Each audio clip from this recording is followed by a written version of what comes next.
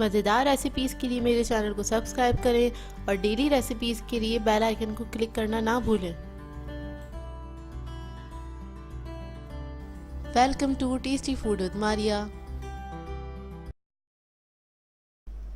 अस्सलाम वालेकुम व्यूअर्स, आज मैं आप लोगों के लिए काले चने की चाट बनाने जा रही हूँ जो कि बहुत ही आसानी से बन जाती है और बहुत ही मज़ेदार बनती है। रमज़ान के लिए आइडियल है और बहुत इजी है इसको बनाना, 5 से 7 मिनट में तैयार हो जाती है। तो चलिए आइए हम इसके इंग्रेडिएंट नोट कर लेते हैं। इसके लिए हमें चाहिए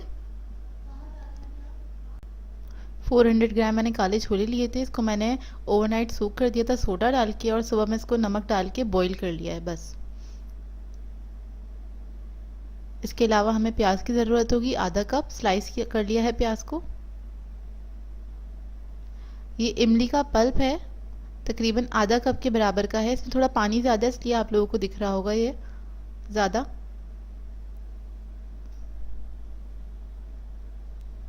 कुटी हुई मिर्ची चाहिए हमें 1.5 टीस्पून।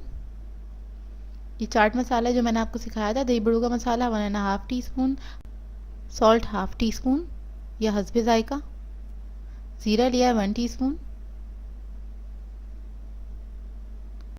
गार्लिक पेस्ट है हमारे पास 2 टीस्पून। हाफ कप ऑयल है।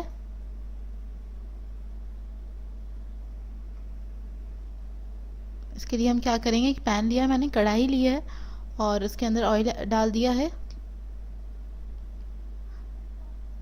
ऑयल ऐड कर दें कढ़ाई के अंदर, थोड़ा गर्म हो जाए तो उसके बाद हम इसमें प्याज ऐड करेंगे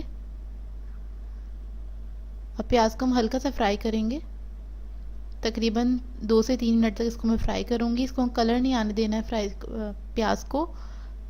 इसको हमें ज़्यादा फ्राई नहीं करना है, मतलब कलर हल्का सा आने लगे, जैसे हल्का हल्का सा गोल्डन सा आने लगा था तो उसके बाद हम इसमें लहसुन ऐड कर देंगे। प्याज वाइट ही था मेरा, सिर्फ 2 से 3 मिनट इसको मैंने फ्राई किया था प्याज को। और उसके बाद हम लहसुन को भून लेंगे। लहसुन ऐड करने के बाद अच्छी तरीके से भून लीजिए। फिर हम इसमें सारे मसाले डाल देंगे और इसको भी हम भून लेंगे, बस मसालों की खुशबू आने लगे। चंद सेकंड नहीं भूनना है, ज़्यादा नहीं भूनना है। फिर हम इसमें इमली का पल्प ऐड कर देंगे। इमली का पल्प ऐड करने के बाद उसमें पानी भी था इमली के पल्प के अंदर, आधा कप इमली का पल्प था और आधा कप ही पानी था उसके अंदर। तो उसके बाद मैंने इसको तकरीबन 2 से 3 मिनट तक कुक किया है अच्छी तरीके से। इसको हल्का सा भून लेंगे हम, 2 से 3 मिनट तक पका लें ताकि प्याज थोड़ा सा सॉफ्ट हो जाए।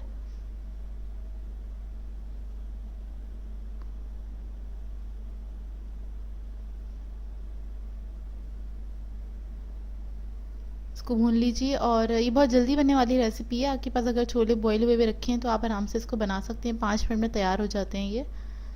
2 से 3 मिनट के बाद मैंने इसके अंदर छोले जो हैं वो ऐड कर दिए हैं और इसको मैं मिक्स कर रही हूँ। इसको ये बिल्कुल मैं ड्राई बना रही हूँ। अगर आप लोगों को थोड़ा अगर ग्रेवी वाले पसंद हैं तो आप थोड़ा सा इसमें ग्रेवी रख सकते हैं, इसमें थोड़ा सा पानी ऐड कर दीजिए। मुझे ड्राई पसंद है, हम लोग ड्राई खाना पसंद करते हैं, तो मैं इसको पूरा भून लूँगी अच्छी तरह से। तकरीबन 1 से 2 मिनट तक इसको पकाऊंगी और ये पूरे अच्छी तरीके से भुन जाएंगे, पानी इसका खुश्क हो जाएगा अच्छी तरीके से। तो फिर मैं इसको निकाल लूँगी और ये तैयार हैं और ये बहुत जल्दी बन जाते हैं। इसको ज़रूर ट्राई कीजिएगा और अपना फीडबैक दिया करें मुझे। रमज़ान के लिए आइडियल रेसिपी है। इसको आप दही बड़ों पे भी डाल के खा सकते हैं और वैसे भी आप इसको सादा भी खा सकते हैं, बड़े मज़े के लगते हैं। बस इसको हल्का सा मैं भून रही हूँ, उसके बाद में इसकी फ्लेम ऑफ कर दूँगी। फ्लेम मैंने ऑफ कर दी है और ये तैयार हो चुके हैं और इसको मैं इस तरह से डिश में सर्व कर दिया था। ऊपर से थोड़ा सा हरा धनिया मैं इसमें शामिल कर रही हूँ। आप पकने के बाद डायरेक्ट पतीली में भी डाल सकते हैं, तो ये ऑप्शनल है। अगर आप लोगों को पसंद है तो ऐड करें, नहीं तो ना भी ऐड करें। तो ये मैंने इस पर ऐड कर दिया है और इसको ज़रूर ट्राई कीजिएगा। और आप इसका करीब का लुक देख लीजिए, क्लोज लुक देख लीजिए, बड़ी मज़ेदार लग रहे हैं ये।